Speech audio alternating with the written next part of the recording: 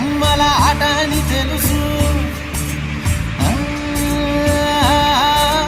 కథ అని తెలుసు, కథ అని తెలుసు, కథలన్నీ కంచికే చేరునని తెలుసు. తెలుసు తెర తొలుగుతుందని, తెలుసు తెల్లారుతుందని, తెలుసు ఈ కట్టె పుట్టుకుమంటదని, తెలుసు ఈ మట్టి మట్టిలో కలిసిపోతదని.